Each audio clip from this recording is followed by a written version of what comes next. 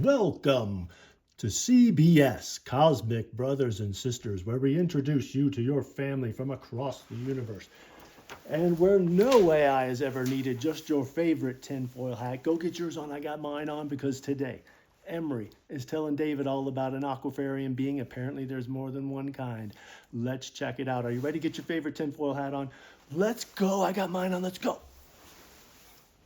Think these Kappa could be actual extraterrestrials that got here somehow? I do believe there's some sort of correlation with a lot of the stories over there of this, these descendants from, the aquafarians, I think, are multiple as far as genetics and DNA.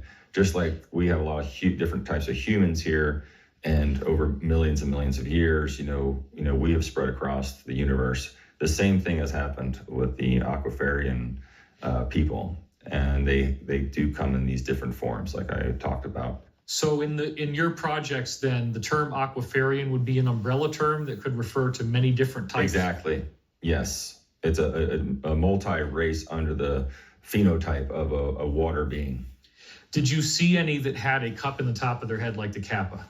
No, I actually didn't. Okay.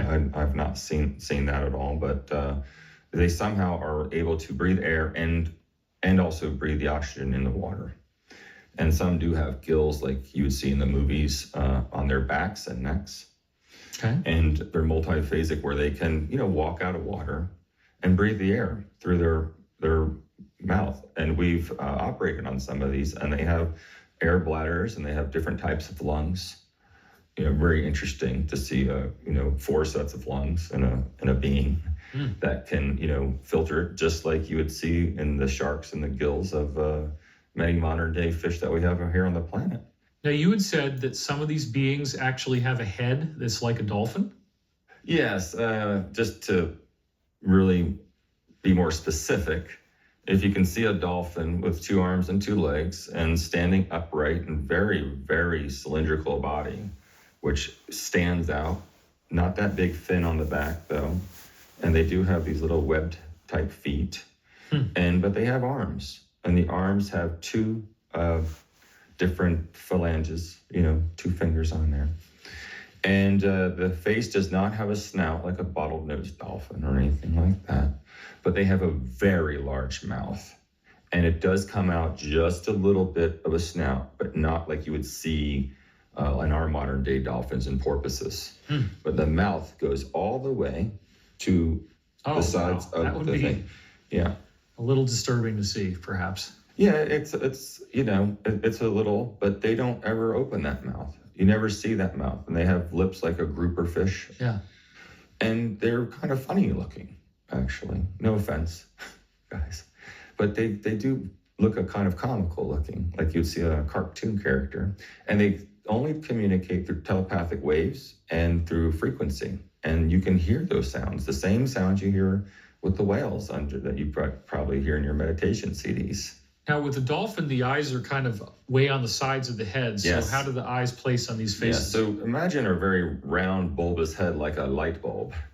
And those eyes are on the side of the head. But they do have great vision is still more forward than you see in our society of dolphins and whales, where they're completely like a hammerhead way out here. Okay. So they are forward-looking eyes.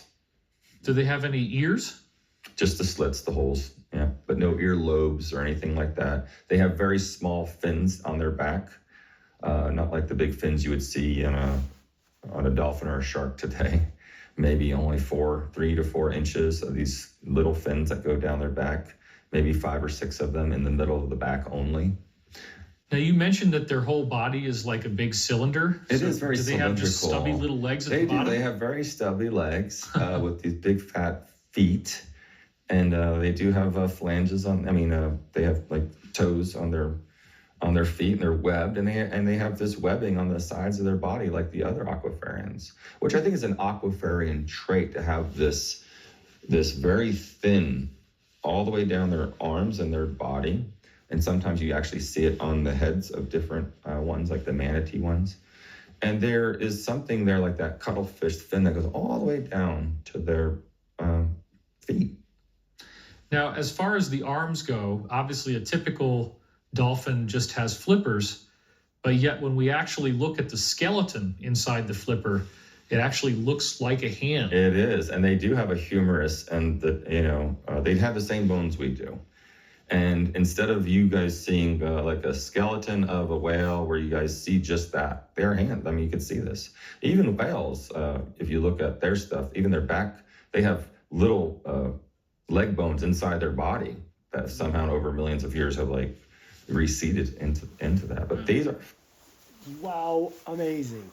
What do you think about the dolphin man? I mean, how many aquafarians are there? Mermaids, mermen, dolphin man, shark man. How many are there? There can't be that. I mean, how many do we have on Earth? We've got beings living underground, beings living under the water, and beings living on the surface. How many do you think are on this planet? How many aquafarians do you think live? I think there's at least 2. How many underground beings? There's got to be at least 3. And how many surface dwellers? Look at us. Crazy. Okay, I can tell by we need your comments, and we need you to subscribe. And always, here come the credits. Always, always, always like your cosmic brothers and sisters. You must always like your cosmic brothers and sisters. It is always good to like CBS, your cosmic brothers and sisters. No AI is ever needed.